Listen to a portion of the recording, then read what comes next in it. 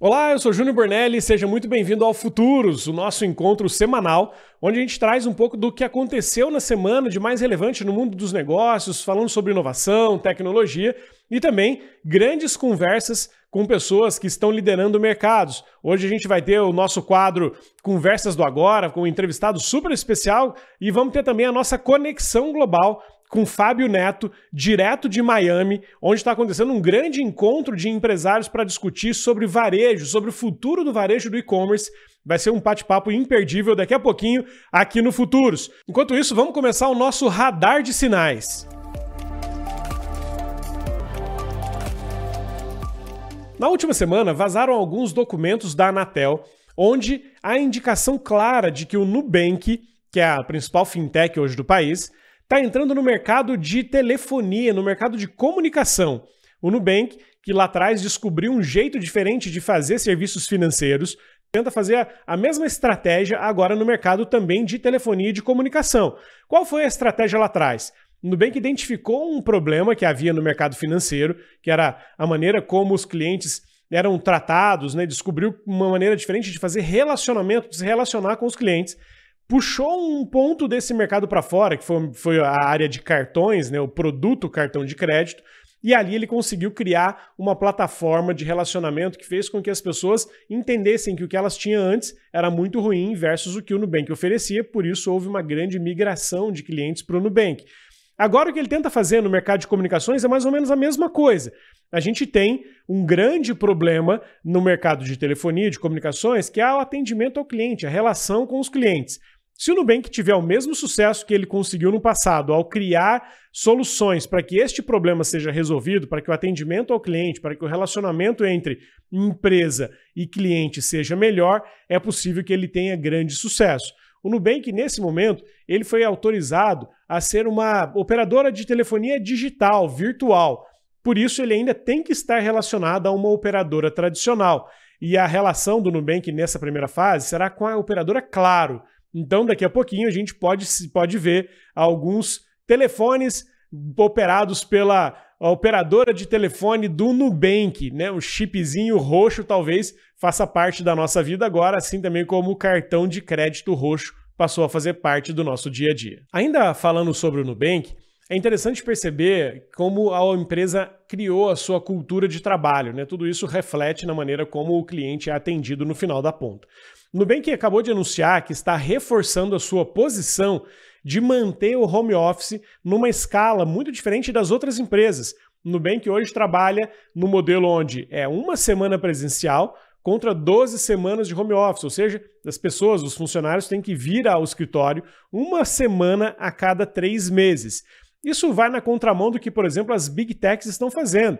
Apple, Google, Microsoft, Amazon, todas essas companhias já anunciaram que estão reduzindo o tempo de trabalho. O Google, por exemplo, acabou de construir uma nova sede incrível, prédios incríveis lá no Vale do Silício durante a pandemia para reforçar a sua posição de trabalho presencial. A grande discussão dessas Big Techs é que remotamente é mais difícil de criar cultura, remotamente é menos produtivo resolver problemas do que se poderia fazer no modelo presencial. No Nubank é diferente do que eu acabei de narrar nas grandes corporações, nas Big Techs. O Nubank nos últimos anos contratou 80% da sua força de trabalho atual já no modelo de trabalho remoto. Isso significa que as pessoas já começaram a trabalhar na fintech brasileira nesse modelo à distância, o que evita essa quebra, essa mudança de modelo ao longo da jornada.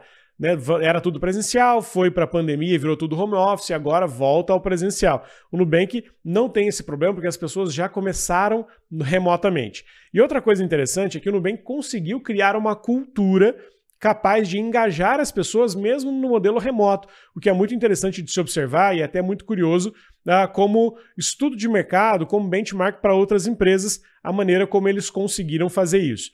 Qual o resultado desse processo todo? O Nubank está, neste momento, no seu valuation mais alto. O valor de mercado do Nubank nunca foi tão alto, está acima de 50 bilhões de dólares, acima, inclusive, do momento em que ele fez o IPO há alguns anos atrás. Isso mostra que, em termos de performance, o modelo de trabalho do Nubank está funcionando. Quando a gente olha para os exemplos que vêm lá de fora, a Apple também atingiu seu pico de valuation no modelo de trabalho remoto, mais de 3 trilhões de dólares há um ano e meio atrás. O grande problema é que ela insiste, mesmo nesse modelo, mesmo com esses resultados, em trazer as pessoas de volta ao escritório sob a alegação de que a cultura vai se perdendo ao longo do tempo. Esse é um tema que ele é muito polêmico, é debatido em todos os cafezinhos, sejam eles presenciais ou virtuais, mas o fato é que até agora não existe um modelo que é um modelo vencedor. Existe aquele modelo que funciona para cada lugar, mas é interessante entender estes movimentos. Você que está nos assistindo aí, qual é a sua opinião em relação a isso? É um ponto de discussão em todos os lugares, em todas as conversas, mas vale a pena entender o que funciona e o que não funciona e adaptar o modelo de negócio de cada um de nós para aquilo que dá mais certo. Trazendo de novo o Nubank para a conversa, é interessante entender a estratégia da fintech brasileira na questão da internacionalização. O Nubank está expandindo seus serviços para além do Brasil.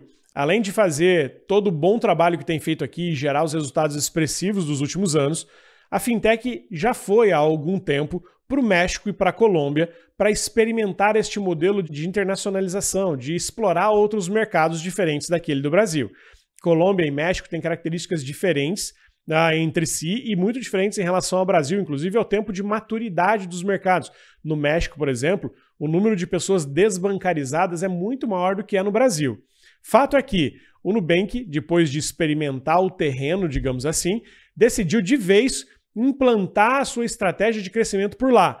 Ele vai investir 150 milhões de reais na Colômbia, 100 milhões de reais no México, para fazer com que o Nubank lá seja também tão relevante quanto é aqui.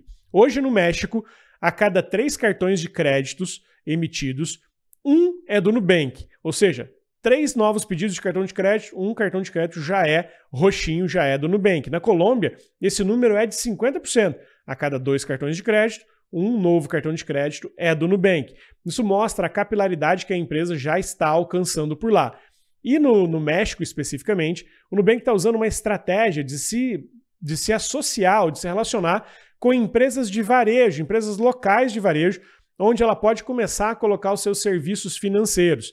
Lá no México ainda é muito comum o uso de dinheiro, papel, moeda, e quando o Nubank está presente onde os consumidores estão, ele pode começar a cativá-los para que eles também passem a usar o sistema financeiro, passem a usar cartão de crédito, diferente do que acontece hoje por lá. No último programa, eu tive uma entrevista aqui com o Felipe Freitas, que trabalha na Rivian, um dos principais executivos brasileiros na Rivian, que é a empresa de carros elétricos da Amazon. Ele falava sobre o avanço desse mercado, o avanço da eletrificação da frota global. Vale a pena assistir, está gravado aqui nos canais no YouTube da BMC News, você pode acompanhar a entrevista aqui e os outros programas também. Fato é que agora a gente está vendo um grande caos marítimo sendo causado na China por conta dos carros elétricos. A gente sabe que a BYD é uma das maiores fabricantes, se não a maior fabricante de carros elétricos do mundo, e ela exporta mais de 250 mil carros por ano para todas as regiões para fora da China. E hoje o grande desafio é a frota de navios para levar esses carros para fora.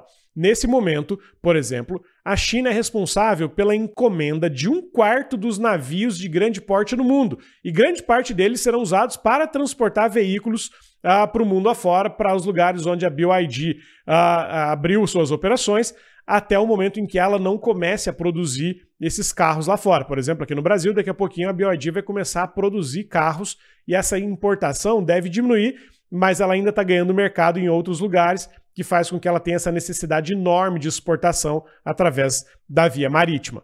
Hoje, o Japão é o país com a maior frota de navios especializados em transporte de veículos.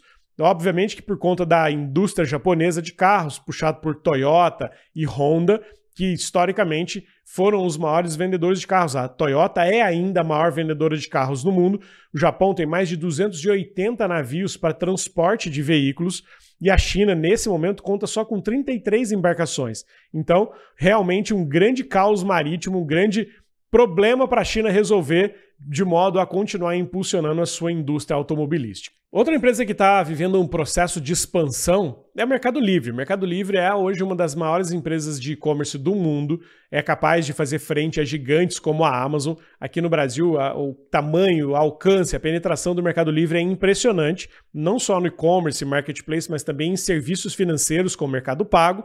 Por isso, a empresa anunciou recentemente investimento de 23 bilhões de dólares no Brasil. Isso é o maior investimento que a empresa já fez até hoje e vai colocar esse dinheiro aqui no nosso país e deve gerar mais de 6.500 empregos. Qual é o objetivo do Mercado Livre com todo esse movimento, com todo esse dinheiro?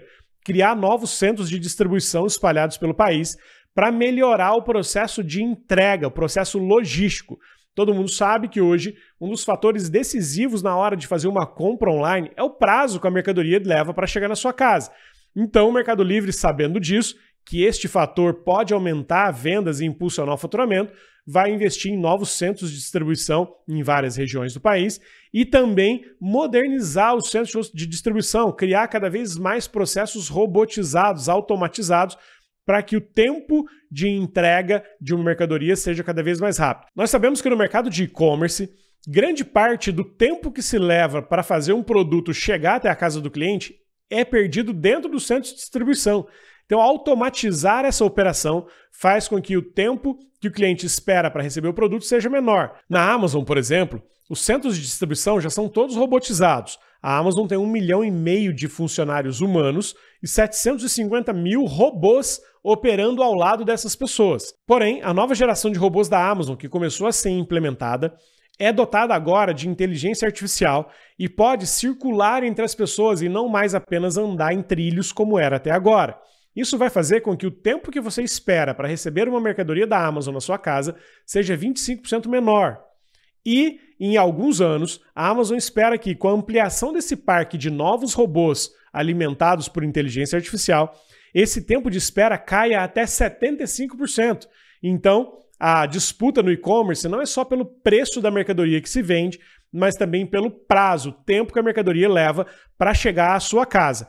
Por isso, o investimento massivo do Mercado Livre aqui no Brasil na criação dos CDs e da modernização para que a logística de operação de entrega seja melhor e o produto chegue mais rápido até as nossas casas. Puxando esse gancho agora da inteligência artificial, que eu acabei de citar, que está lá nos robôs da Amazon, a gente viu que a inteligência artificial está impulsionando uma mudança significativa no mercado de smartphones. A Samsung, desde o dia em que lançou o Galaxy potencializado com inteligência artificial, conseguiu dar um salto nas vendas e ultrapassou a Apple como a maior vendedora de celulares, de smartphones do mundo. A Samsung hoje está no topo das maiores vendedoras de smartphone do mundo, seguido pela Apple e depois seguido por empresas chinesas. Qual foi o grande diferencial desse impulsionamento da Samsung com o IA? É a possibilidade de você fazer ligações falando com qualquer pessoa no mundo no seu idioma. Por exemplo, eu posso ligar agora de um aparelho Samsung para alguém que está na França e mesmo eu não falando francês, eu falo aqui em português, ele entende em francês lá, ele responde em francês lá e eu entendo em português aqui.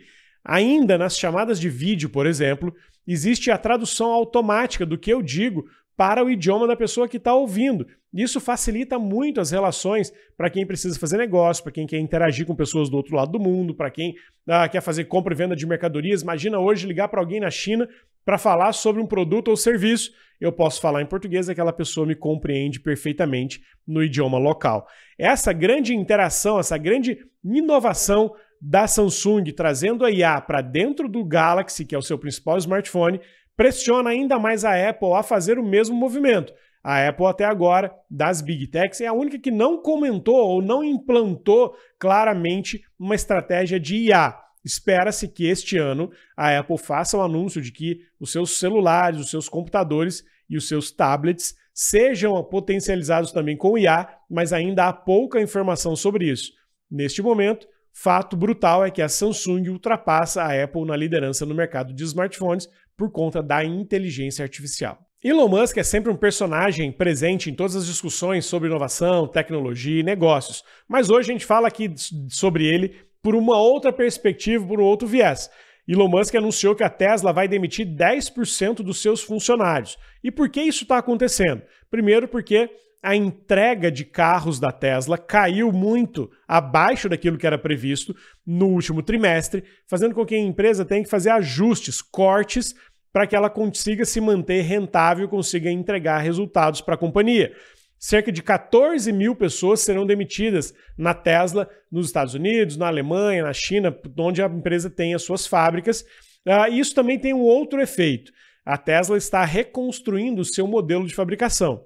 Quando a Tesla surgiu, ela ganhou escala, volume, porque ela encontrou um jeito diferente de fazer carros em relação àquilo que se fazia no mercado tradicional. Por exemplo, parte grande e relevante dos carros da Tesla são feitos em grandes prensas, mais ou menos como simplesmente dobrar aço de um jeito diferente do que se faz hoje. Isso fez com que o processo fosse muito mais barato e mais eficiente. Os motores elétricos da Tesla também têm muito menos peças do que os motores a combustão. É cerca de 80% de redução do número de peças o motor elétrico em relação ao motor a combustão. Então todo esse processo fez com que a fábrica da Tesla fosse uma fábrica mais eficiente e mais barata, além, obviamente, da robotização das linhas de produção. Mas reparem que eu acabei de dizer, linha de produção. O processo de fabricação de carros em linha de produção veio lá desde da Ford, lá dos anos 1920, por exemplo, e depois foi melhorado, né, foi atualizado, aperfeiçoado pela Toyota, né, com o modelo Toyota de fabricação. Agora, o que a Tesla está dizendo é, nós não fabricaremos mais carros através de linhas de produção. Os carros ficarão parados dentro da fábrica, as peças serão construídas individualmente e depois elas serão juntadas, elas serão acopladas como se fossem peças de Lego. Isso vai fazer com que o tempo de produção de um carro seja muito menor e que o espaço necessário numa fábrica seja menor e os esforços para que aquilo aconteça também sejam reduzidos. Parte deste processo, deste novo formato de produção, pode também estar ligado às demissões que a Tesla está fazendo agora, além, é claro, do uso de inteligência artificial no processo, que reduz a necessidade ou o número de pessoas para executar determinadas tarefas. Então, toda essa composição faz com que a Tesla demita 14 mil pessoas. Uma queda significativa nas vendas, uma mudança no modelo de planejamento e de produção e o uso de inteligência artificial. Nessa semana aconteceu um grande encontro em São Paulo que reuniu 100 dos maiores CEOs do Brasil para debater sobre inteligência artificial. Nesse dia, ficou claro para todos aqueles que estavam presentes que inteligência artificial é uma conversa que deve ser foco de dono de empresa, foco de CEO, que não pode mais ficar presa dentro das paredes dos setores de tecnologia. A inteligência artificial hoje ela é sinônimo de eficiência, de produtividade, diferente daquilo que a gente imaginava que talvez fosse sinônimo de inovação, de disrupção de produto, por exemplo. A inteligência artificial vai entregar os seus maiores benefícios hoje quando ela for uma inovação disruptiva de processo, porque é nos processos que a gente enxerga onde existem mais gaps de produtividade. Existe uma frase muito falada por aí, a gente tem repetido muito também, é de que quando o ChatGPT nasceu, tudo que a gente fazia virou ineficiente da noite para o dia, porque naquele momento apareceu um jeito de fazer diferente, apareceu um jeito de fazer mais barato, mais eficiente, que gera mais resultados do que a gente fazia antes. Tudo que a gente fazia antes dá para ser feito agora de um jeito melhor, usando inteligência artificial. E esse modelo mental, essa consciência, ela tem que estar presente em todos nós, não só em pessoas que lideram negócios, mas em profissionais, em executivos que trabalham em alguma corporação ou que têm seus pequenos negócios, porque a inteligência artificial é capaz de gerar coisas positivas em todos os lados. O grande ponto dessa história é que se a gente perde o trem, se a gente perde o timing, é muito difícil de recuperar, porque a aceleração ela é muito rápida. Né? Tudo que a gente esperava para acontecer em 100 anos deve acontecer em 10. O que a gente esperava para acontecer em 10 anos deve acontecer no ano que vem. E se a gente não dá uma atualizada no nosso ritmo mental para acompanhar tudo isso, é possível que a gente caia na armadilha da irrelevância. Nosso grande desafio hoje, como profissionais, como empreendedores, como executivos, como donos de negócio, é evitar que a gente caia nessa seara da irrelevância proporcionada pela enorme eficiência e produtividade que a inteligência artificial pode gerar. Por que a gente pode cair nesse lugar da ineficiência, da irrelevância? Porque enquanto alguns começarem a usar a inteligência artificial, o distanciamento vai ficar muito grande. Quem usa a inteligência artificial corre muito mais rápido do que a gente, que não usa, e isso faz com que abra-se um abismo enorme de produtividade dentro das companhias. Então, é muito importante olhar para isso, é muito importante estar atento a esse movimento, porque a inteligência artificial não é mais uma modinha, a inteligência artificial não é mais uma coisa que vai para passar, a inteligência artificial veio para ficar. Em 2 anos, talvez, se a gente estiver tendo uma conversa como essa aqui, inteligência artificial nem estará na pauta, porque provavelmente ela vai ser como a internet, ela vai estar em todo lugar. Ninguém hoje faz reunião para discutir internet. Ninguém hoje faz reunião para saber se vai ou não implantar a internet. A inteligência artificial deve seguir por essa mesma direção, deve seguir por este mesmo caminho, por isso é tão importante ficar de olho nela.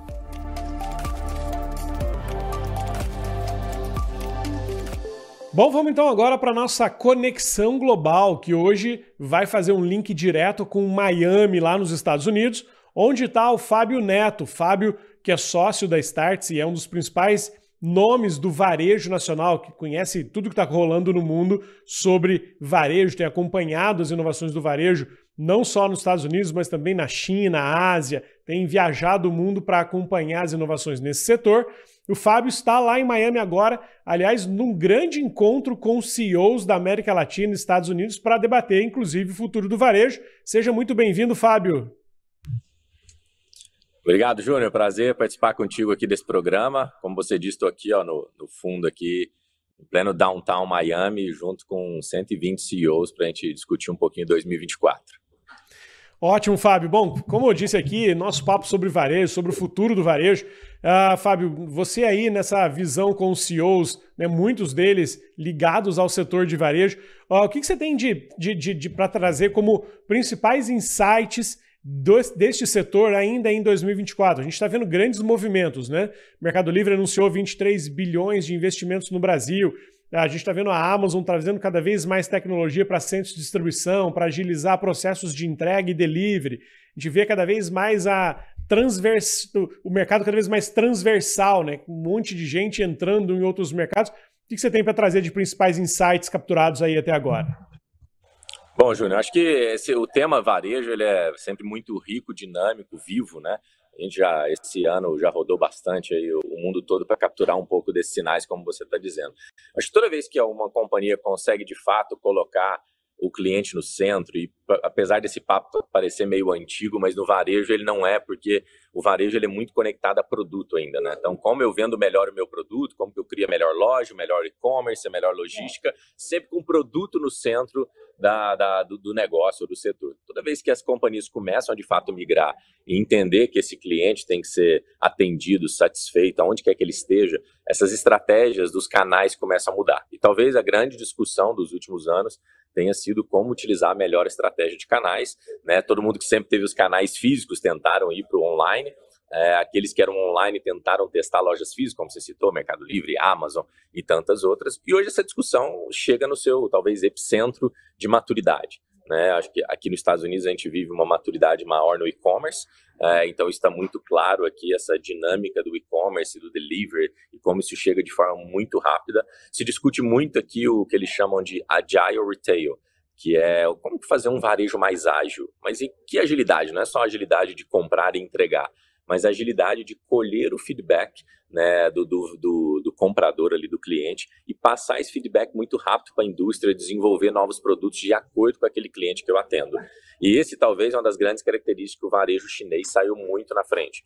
Hoje as grandes marcas chinesas que a gente conhece aí no Brasil conseguem fazer esse feedback loop, ou seja, daquilo que é a percepção do cliente lá na ponta, que é um produto X, um tênis rosa do filme X, e aquilo chegar na fábrica, ser produzido e voltar para o cliente, todo esse lead time hoje dentro do mercado asiático chega a 2 semanas. O que a gente sabe no Brasil, até mesmo no mercado americano, está muito distante de acontecer. E para nós essa é uma discussão boa para a gente puxar aqui, que é como as indústrias estão se comportando, ou se modelando, ou olhando para essa nova pegada varejista, e como o varejo que tem o cliente na mão também muitas vezes não está sabendo lidar com essa situação. Então, acho que só para resumir esse primeiro papo aqui, Júnior, está claro que a gente vive esse momento mais redundante de discutir canais, mas também está claro que a velocidade é o nome do jogo. Ótimo, Fábio. São ótimos insights para a gente começar aqui esse papo. Acho que você pegou um ponto interessante que a gente viu, por exemplo, na Shein, né, ou na Shein, como começam a dizer, essa velocidade de perceber aquilo que o cliente quer, traduzir aquilo em produto e fazer chegar muito rápido na casa do consumidor. Só que tudo isso ele precisa de um impulso tecnológico, né? Assim, a Shein, por exemplo, usa muito a inteligência artificial para entender, capturar o insight do cliente para poder fazer com que isso funcione e chegue lá na ponta. A gente falou também muito sobre o avanço logístico, né? E você vê aí nos Estados Unidos, por exemplo, você visitou recentemente, né, um dos centros de distribuição da Amazon, com inteligência artificial por trás dos robôs para que também o processo de otimização do CD seja cada vez mais ágil. Quanto que você vê, Fábio, nesse processo de redução do lead time do varejo, a inserção de inteligência artificial e outras tecnologias? Bom, Júnior, tem uma frase no varejo bem interessante, eu vi na época de um dos grandes líderes que lideravam as lojas da Apple, né? Esse cara, aqui ele foi um dos grandes criadores lá do iPod, depois ele foi deslocado para a Apple para cuidar do varejo da Apple. E ele tem uma frase que ele fala que é muito legal, que ele fala assim: seja o mais complexo necessário no seu back para ser o mais fácil possível para o cliente no front. Eu acho que isso que você está dizendo é muito claro. Para o varejo chinês, como você falou da Shein, Shopee, aqui nos Estados Unidos a Temu já ganhando muito mercado e chegando no Brasil em breve, para eles conseguirem executar esse agile retail, né, esse varejo muito rápido, que eles já chamam de ultra fast fashion, né? A gente viu lá atrás as marcas como Zara, como algumas outras marcas de departamento, trazendo o conceito do fast fashion, ou seja, como que as coleções, como a recepção do cliente chega toda semana, e agora eles predispõem a trazer esse ultra fast fashion. Isso só acontece porque tem muita inteligência artificial embarcada, né, nos algoritmos de recomendação, de leitura, um machine learning muito forte. Hoje, só na Amazon, que a gente visitou aqui em Nova York recentemente, a Amazon Fashion, são 680 milhões de peças de roupa, tudo pelo aprendizado que a Amazon criou de vender para tantos varejistas, sendo um grande marketplace. Ela conseguiu ter essa consciência e fazer isso. Mas não adianta ter uma inteligência artificial, saber ter o algoritmo do consumidor e entender exatamente como o consumidor está pensando, se eu não tenho uma cadeia logística otimizada para, de fato, fazer isso chegar na nossa casa, onde quer que a gente esteja, de forma muito rápida. E isso, de fato, a Amazon dá aula aqui nos Estados Unidos, o Mercado Livre dá aula aí no Brasil, e na China nem se fala, dominam a logística de forma muito clara. Então, não é só uma questão de querer, mas começa por aí, começa por um mindset, mas você vai passar por inteligência e por logística, sem dúvida. Acho que esse é o ponto claro. Eu acho que isso traz para um outro ponto, o Júnior, que eu queria enfatizar aqui, que é, hoje quando a indústria, né, ela relaciona com o varejo, ela precisa do varejo para vender, o varejo da grande maioria das indústrias, indústria alimentar, né, com supermercados, a própria indústria de franchise, as lojas de departamento, quem produz não necessariamente é dona do canal de venda, né? Hoje a gente vive isso muito no Brasil, essa é uma realidade clássica, né? Os grandes produtos que a gente consome lá no supermercado dependem daquele canal para vender para a gente, para esse produto chegar. O que está acontecendo hoje? O varejo, de um lado, o canal, ele tem o cliente, que é a peça mais valiosa dessa composição. Mas muitas vezes ele não sabe o que fazer com o cliente. Quando a gente olha para o varejo brasileiro, sei lá, pensa a última experiência que você teve num supermercado. O que de fato o supermercado trouxe de customização, de personalização, de experiência, conhecendo os seus dados? Quase nada, né? Eu brinco que os mercados continuam lá, junte selinhos e troque por panelas, né? Ou seja, eu tenho o cliente na mão, mas eu não tenho uma estratégia de CRM clara. Tem uma corrida enorme para tentar chegar nesse ponto, mas não temos conseguido. Talvez a segunda página da inovação que os canais estão tentando fazer são as marcas próprias, né? Então a gente já tem de longa data lá a marca própria do supermercado tal, a própria Amazon já faz isso com a marca própria da Amazon, os marketplaces estão entrando nisso, né? De colocar a partir do aprendizado que eu tenho de consumo, eu coloco agora a minha marca que eu melhoro margens. Isso é o que o canal tem feito, que é muito pouco quando a gente pensa em varejo. Do outro lado, a gente tem a indústria, que demorou cair a ficha que o cliente não é dela, que o cliente é do canal. E aí, tentando, né, inovar, tentando ir para uma estratégia de chegar no cliente, nasce o que a gente chama do D2C, ou Direct to Consumer. Só que talvez também num patamar ainda muito embrionário, que é vamos tentar abrir um e-commerce da indústria, ou vamos tentar fazer uma loja física que a gente vende produtos só aqui da nossa marca. Só que isso, nós temos talvez 2, 3, no máximo 4 cases no Brasil, bem-sucedidos, talvez tenham criado aí um falso positivo, então tem uma corrida muito grande. Por isso que a gente fala que a gente vive um ponto de inflexão muito forte no varejo, Júnior, que é esse: a indústria tentando chegar no cliente, mas ela tem cabeça de indústria, ela não tem cabeça de varejo, então tem muita dificuldade.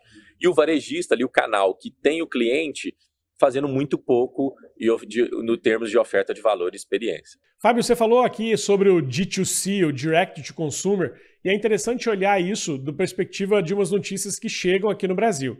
A gente viu, por exemplo, que algumas redes de farmácias americanas estão fechando as portas porque a Amazon, por exemplo, começou a criar o seu próprio canal de distribuição de medicamentos, seja através do e-commerce ou assinatura de remédios. Você acha que a gente está chegando num momento ou num modelo onde o intermediário tem uma percepção de valor menor por parte do consumidor? Pode ser que a gente esteja começando a ver uma onda de transformações em relação ao intermediário entre o produto, indústria e o consumidor? Sem dúvida, essa é a grande discussão, né, Júnior? A questão do canal, o quanto ele de fato tem o valor por si próprio, ou quanto de fato ele tem um valor de marca, né? Sem dúvida, hoje o canal traz muito para nós. Quando você vai numa loja, você falou numa farmácia, ele tem muito mais a ver com o lado da conveniência de você estar ali próximo da sua casa, de você estar passando na rua e buscando, e não necessariamente porque você compra só naquela drogaria, só naquela farmácia. E assim vale para o supermercado. Quando você precisa buscar alguma coisa, quando você precisa comprar um presente, você não necessariamente é ligado diretamente àquele canal, mas você vai buscar muitas vezes o produto. Isso depende, obviamente, de segmento para segmento, né? Alguns segmentos as pessoas buscam o espaço, o canal, e outros segmentos as pessoas procuram o produto. Mas, sem dúvida, a grande discussão é da desintermediação. Ou talvez a melhor termo fosse reintermediação, né? Quais são os novos intermediários? Talvez quando a gente cita esses grandes marketplaces, como você citou, Mercado Livre, Amazon, Magalu, Shopee, Temu, são novos intermediários, né? Eles estão, de alguma forma, tirando, como você se disse aqui, o protagonismo das farmácias, por exemplo, nos Estados Unidos. Só que a Amazon se tornou essa farmácia, porque no fim do dia não é o remédio da Amazon, ela está vendendo ali o remédio de uma marca tal, ou um manipulado, por mais que ele coloque ali a marca dela, ela não deixa de ser um intermediário. Então, sem dúvida, a gente vive um momento muito claro, e por isso que todos os intermediários, né, têm um clima de preocupação, porque essa reintermediação já é uma pauta de anos, mas agora ela acelera. Fábio, para finalizar a nossa conversa aqui, o nosso bate-papo, você tem dito, já te ouvi falar em outros lugares, sobre a necessidade de capturar a atenção do cliente e como isso pode ter dois aspectos, né? Quem já tem a atenção acaba virando varejo, porque o cliente já está ali presente, e quem é varejo faz um processo de criar plataformas de captura de atenção. Nesse horizonte aí, para onde é que deve seguir o mercado? Como que você está vendo essa disputa de atenção, cliente, produto, velocidade, enfim, como é que está isso na tua visão?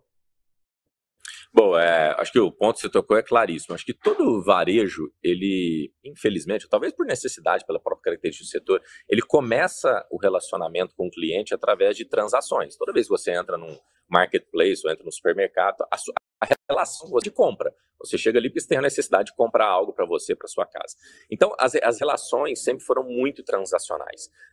E agora, um pouco tempo depois, os grandes varejistas entenderam que a atenção não pode estar só numa transação, porque a transação ela é vulnerável, ela é frágil. Quando você encontrar aquele produto em algum outro lugar, provavelmente é porque o índice de fidelidade às marcas vem despencando, né? As pessoas têm muitas opções hoje, elas vão sempre buscar aquilo que é mais conveniente para elas. Por isso que começa um movimento no varejo muito grande agora de construir relacionamento além da transação. E aí surgem as plataformas de streaming. Então, quando você vê a Amazon lançando o Prime Video ou o Mercado Livre lançando o Mercado Livre Play, é uma tentativa de como eu entro na vida dos clientes buscando uma atenção que não só aquela atenção transacional, mas agora ele passa a relacionar comigo, eu vou ganhando um share of mind nele, né? Toda vez que ele pensar em alguma marca, ele vai lembrar da minha marca, que eu estou também em outros momentos de consumo. Por isso que muitos desses varejistas têm focado em entretenimento, que para mim aqui é um grande lugar, tratando também de mercado chinês, americano, né, Júnior? A gente voltou lá da China, voltei muito encantado quando a gente visitou a ByteDance, que é a dona do TikTok, né?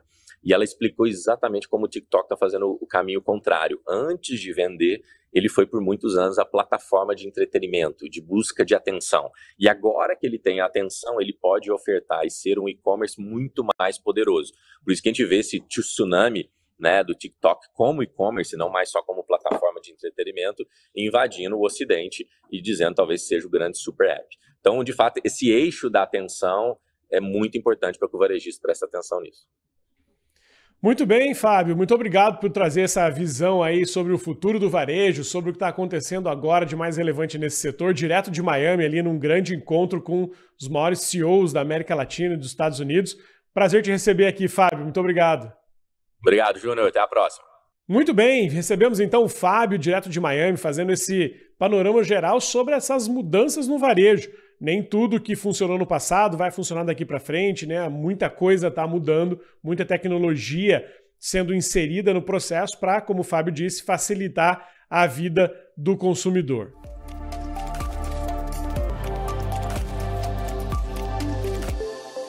E vamos agora para as nossas conversas do agora. Vocês viram que hoje falamos aqui no programa sobre o Nubank se transformando em operadora de telefonia. A gente vai ver mais sobre a conexão do varejo com diversas outras indústrias. Os mercados estão cada vez mais entrelaçados e nesse contexto é muito mais difícil tomar decisão.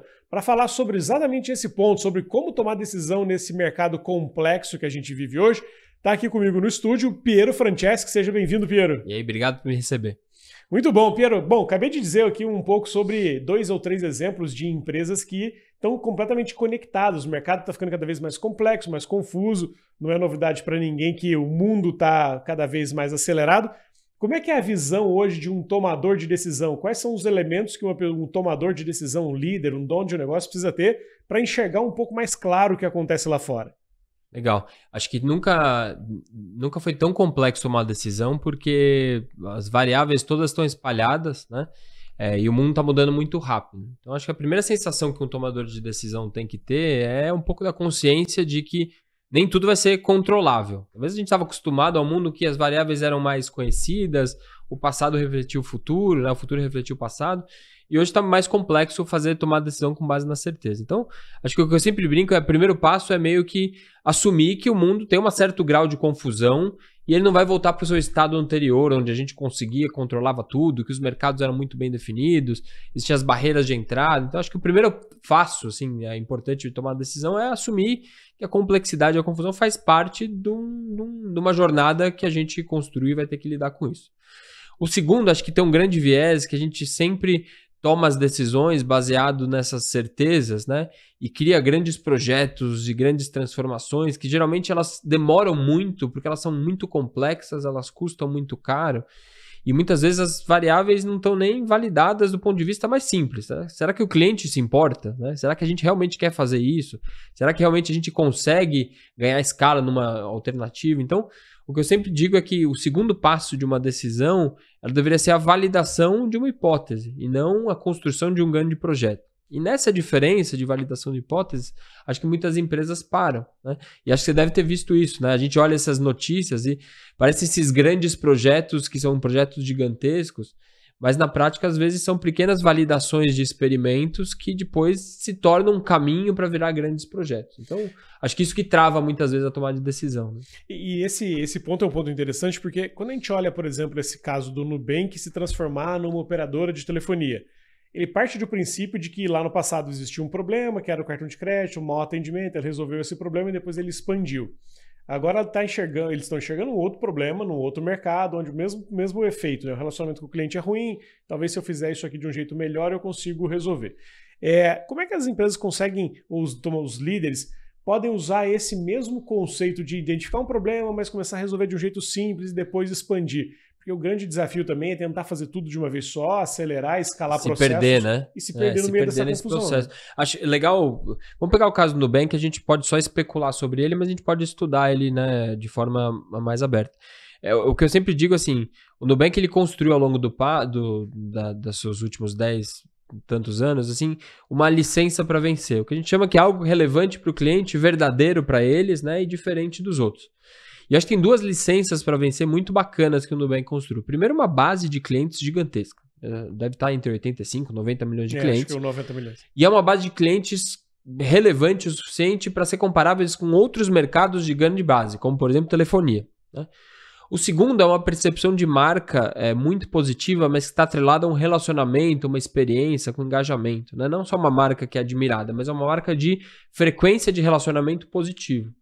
O que é um grande atrito do mercado, por exemplo, de telefonia, né? A nossa experiência com telefonia não é uma experiência, vamos falar assim, extremamente positiva. Então, quando você soma as duas licenças para vencer, o que a gente pode dizer que é uma alavanca para novos mercados. A pergunta estratégica nesse caso é, das minhas licenças, que é uma base muito grande, uma marca com percepção de experiência, que outros mercados eu poderia estar?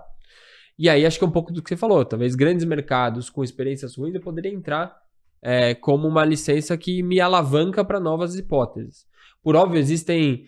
a estratégia do Nubank não é se tornar uma operadora, né? Mas é uma estratégia de construir o lifetime value, né? O valor ao longo do tempo de clientes que ela já tem relacionamento e ela está entendendo como extrair mais valor desses clientes. E eu acho que a hipótese da telefonia é uma delas. Mas eu acho que ela não é excludente de outras. E acho que é um pouco desse ponto que você coloca de o que escolher e o que não escolher, né?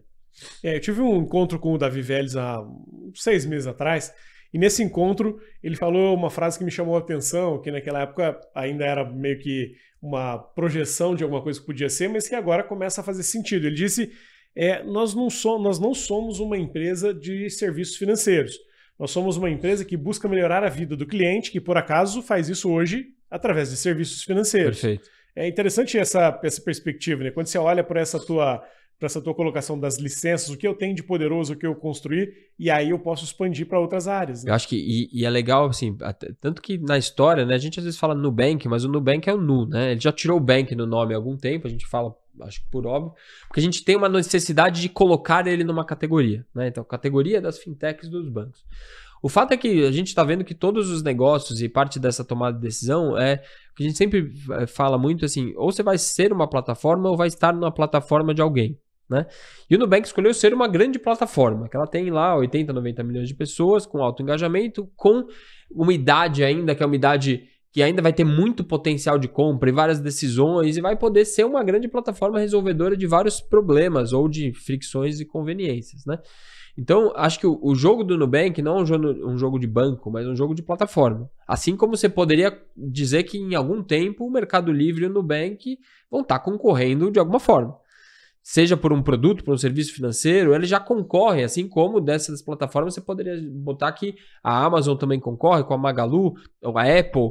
Eu acho que a gente está entrando na era das grandes plataformas, né? Que são plataformas transversais. Então, por isso que a nossa tomada de decisão, pelo ponto inicial, fica mais complexo, porque não é simplesmente olhar o seu segmento, é falar em que lugar eu estou, sendo que o cliente está no centro, e o cliente sempre vai escolher algo mais rápido, mais simples e mais barato. Você tem nas suas redes sociais lá, você compartilha muitos modelos, frameworks de tomada de decisão. Aliás, quem está nos assistindo aí, segue o Piero lá nas redes sociais, depois a gente vai colocar aqui as redes sociais do Piero. Você tem um ponto que você comenta muito lá e também fala em outras, eu te vi falando isso em outros lugares, que o tomador de decisão hoje ele precisa ter uma visão clara, mas uma execução fluida, né? Uma visão... Tem que saber onde ele quer chegar, mas a visão é... É legal, né? Esse é um ponto bom que a gente tem discutido muito, né? A gente sempre confundiu estratégia com tática e, de alguma forma, as coisas ficam meio entremeadas. Eu acho que toda empresa hoje tem que ter uma visão clara, né? Uma visão estabelecida, e uma visão é sempre uma coisa audaciosa, que ela tem que ter um ponto final num longo prazo, que ela quer dizer algo concreto. Mas a execução ela tem que ser sempre fluida. E a execução é fluida porque estão várias variáveis que você vai descobrindo ao longo da jornada. Tem as variáveis, vamos falar assim, de dentro, quando você vai descobrindo sua capacidade de exercer as atividades, o resultado que você extrai, o que você vai aprendendo ao longo da jornada. Mas tem também a variável móvel, que é o mercado. De repente você está numa hipótese e entrou alguém transversalmente, você vai ter que agir, né? Contanto que você não se desvie da sua visão, que ela tenha algo que seja importante e relevante, os caminhos todo mundo vai encontrar. Então, se a visão do Nubank é ser uma grande plataforma, além de serviços financeiros, essa visão está dada. Se ela vai fazer por telefonia, isso vai dar certo ou não, se depois ela vai para o seguro, se depois ela vai fazer serviços educacionais, a gente não sabe. Contanto que ela proteja essa visão. Muitos até chamam de propósito em alguma instância. Mas a visão, de novo, é um ponto no futuro que ela tem que ser estável, senão a estratégia ela vira tática. O que protege ela de ser adaptativa e não virar tática é ter uma visão estável com essa execução fluida, a gente aprendendo o tempo todo. Tem uma outra coisa que sempre vejo você compartilhar, que é sobre a velocidade de tomada de decisão. Né? Assim, a gente hoje está num mundo onde ficar parado talvez seja a pior escolha, né? E que seguir em direção ao futuro não significa necessariamente que só a gente que se move. Né? O futuro também está vindo ao nosso encontro. Se eu ficar parado, o futuro que eu não quero chega. que aconteça, ele chega. É isso. Como que você tem visto hoje nas empresas onde você tem ajudado os líderes a tomarem decisão, a escolher os caminhos estratégicos? Como que tem sido essa percepção em relação à necessidade de se mexer? Eu tenho usado uma brincadeira para falar sobre isso, que as empresas se acostumaram a ganhar dinheiro durante muito tempo, e aí tinha aquela máxima de time que está ganhando, não se mexe. Só que até no futebol isso mudou, né? Eram 3 substituições, agora são 5, ou seja, o time que está ganhando, se não mexer, começa a perder. Você consegue perceber essa visão já na cabeça dos empresários? Como é que você vê isso ainda? Acho que tem uma boa discussão, e vamos pegar por 2 aspectos, né? Primeiro que esse futuro que ele vem em nossa direção, ele sempre é meio assustador, porque às vezes ele pode ser muito disruptivo, mas se você vem acompanhando o movimento dele aos poucos, você começa a entrar em 3 estágios que a gente chama que são as 3 dimensões de uma estratégia. Quando ele está muito longe, que é um futuro mais possível, digamos assim, numa possibilidade longa, você vai investigando ele, vai entendendo, vai aprendendo mais, vai ver quem está fazendo. Quando ele se aproxima no segundo estágio, que ele começa a virar mais provável, você tem que começar a experimentar, que é a segunda dimensão de uma estratégia. Você experimenta, testa, valida, conversa com o cliente, faz uma amostra. De alguma forma você acha um jeito de se acostumar com esse futuro para até entender se ele faz sentido para você ou não e se ele pode ser disruptivo ou não. Quanto mais próximo, ele vai virando disrupção. Tem um momento que ele vira um futuro, um impacto imediato. E nesse momento é projeto. Nesse momento você tem que fazer algo. Mas se você vê ele vindo, você vai se acostumando com a ideia e vai aprendendo sobre ela. O problema é que quando a gente nega e se assusta. Que geralmente é o que a gente chama de disrupção. Onde eu vejo aquela coisa vindo e de repente eu me assusto com algo que apareceu e me surpreendeu. Então eu acho que esse é um ponto importante que as empresas fazem pouco, né? E deveriam fazer mais sobre a tomada de decisão e agilidade. E outra coisa é os alinhamentos de incentivo. Eu acho que as empresas ainda têm seus ciclos anuais, os seus bônus ligados mais ao business de trás do que ao business futuro.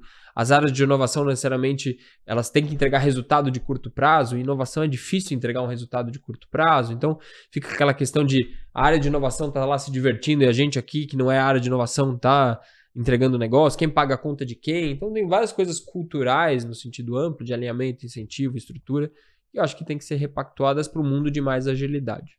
Agora, talvez a questão-chave dessa história toda. Olhar demais para o futuro pode fazer a gente se esquecer do presente. Perfeito. E uma empresa que esquece do presente, obviamente, não há futuro para ela. Como é que um líder, um tomador de decisão, um dono de negócio está nos assistindo agora, o que ele precisa fazer para equilibrar esses 2 horizontes? O presente, o futuro, como é que eu olho para o futuro sem esquecer do presente? Qual é, na tua visão, o modelo de gestão ou a estratégia que pode nos ajudar a enxergar um caminho? Boa. Eu acho que o que a gente vem explorando muito dentro da construção das estratégias é o que a gente chama do paradigma da ambidestria, né? Onde a gente não é a questão de né? Ou eu faço o que eu sempre fiz, ou eu inovo. Né? Na prática, eu deveria fazer as 2 coisas ao mesmo tempo. E essa é uma máquina que é difícil de fazer, mas as empresas estão aprendendo cada vez melhor. Então tem uma roda, digamos assim, que é uma roda da eficiência, onde eu deveria otimizar tudo que eu sempre fiz, fazer cada vez melhor, achar recursos. Eu não posso me dar ao luxo de ser ineficiente numa coisa que eu faço muito bem. Só que ao mesmo tempo tem que ter uma roda, que é uma roda onde eu estou desbravando, explorando novas alternativas, seja ela por meio de investigação, experiência ou projeto, mas eu deveria estar descobrindo quais são os novos ciclos de perpetuidade. Né? Então, por um lado, uma roda de eficiência me gera recursos. Parte desses recursos eu devia investir em exploração de novas frentes. Se elas funcionam, elas viram eficiência de novo. Tanto que uma grande inovação, se pegar inovações das empresas de 3, 4, 5 anos atrás, elas viram o que paga a conta hoje. Mas em algum momento elas eram pequenininhas, elas eram mais uma experiência. Então, a chave de orquestrar um futuro com o presente é estar sempre com os 2 lados da ambidestria feito. O presente tem que ser eficiente e o futuro tem que estar sendo explorado todo dia. Isso entra muito naquela história de ser um radar de captura de sinais, mas ao observar um sinal, como você falou, nos horizontes ali de estratégia, de Sim. possível, provável, deitar isso no tempo, né? Deitar isso como execução. A partir do momento que eu percebo alguma coisa, aquilo me afeta, eu tenho que traçar um plano para tangibilizar aquilo, transformar em execução. O que a gente diz muito ali aqui na nossa frente de consultoria é assim, o fato de que você tem 3 componentes, né, de uma tomada de decisão. Primeiro, você tem que mapear os seus impactos, né, ver os sinais que estão por aí, mapear os impactos, quanto eles estão perto ou longe. Depois avaliar o quanto isso afeta a sua estrutura de competição em relação ao que o cliente vê como valor, né? Assim, o que é realmente uma coisa diferente, o que é base, para repactuar isso. E depois deitar no tempo em 3 dimensões. Uma dimensão mais de projetos, uma dimensão de experimentos e uma dimensão de investigações. O que acontece muitas vezes com as empresas é que elas têm só projetos. E são projetos de presente. E aí elas ficam, de alguma forma, mais carentes de exploração de futuros, como é o nome do programa, sendo que o futuro ele é uma profecia autorrealizável. Assim, é o que você faz. Então, se você não estiver fazendo, ele vai simplesmente te pegar de surpresa, né? Eu comentei aqui ao longo do programa de um jantar que reuniu 100 principais CEOs do Brasil, que foi feito pela Startse na última semana. E eu me lembro que lá nesse jantar você citou uma frase, mostrou um exemplo lá que chamou muita atenção, o pessoal tirou muita foto, enfim, que foi a frase que diz que o gelo derrete pelas bordas. E o gelo que derrete pelas bordas é mais difícil de ser percebido por alguém que está no centro. É isso. Esse tomador de decisão que está aqui no centro hoje, que talvez está longe das bordas, que não consegue enxergar o que está acontecendo lá na ponta, qual que deveria ser a missão desse líder amanhã? A primeira coisa que ele deveria fazer para conseguir perceber isso antes que seja tarde demais? Legal. Acho que essa metáfora é o fato de que realmente quanto mais a gente vira tomador de decisão, mais camadas a gente está em relação aos contornos do nosso negócio. E na prática, quem está no contorno do nosso negócio é o cliente.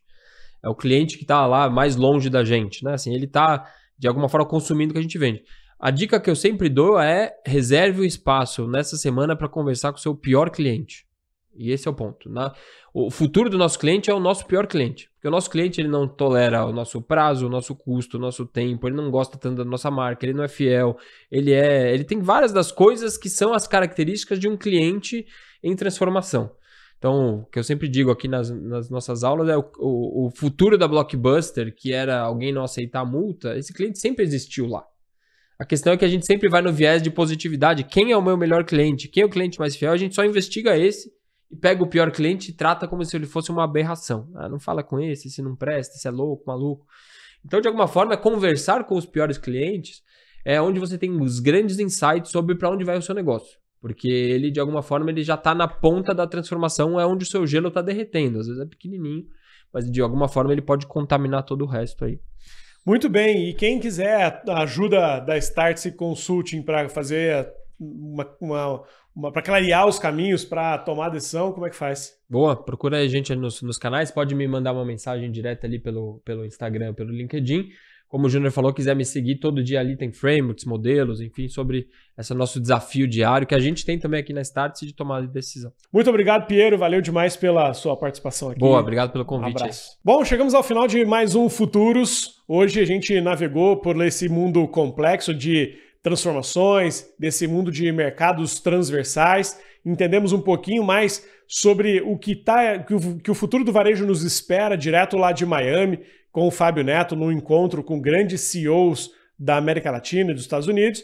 E tivemos aqui uma boa discussão, uma grande aula com o Piero Franceschi sobre a capacidade que um líder precisa ter para tomar decisão no mundo de hoje, quais são as habilidades, a visão e a estratégia necessária para continuar sendo relevante. Esse foi o Futuros de hoje. Espero que você nos acompanhe a cada episódio. A nossa audiência cresce toda vez que a gente publica um novo programa. Aqui estão as minhas redes sociais. Espero que você também me siga por lá e nos vemos na próxima sexta-feira.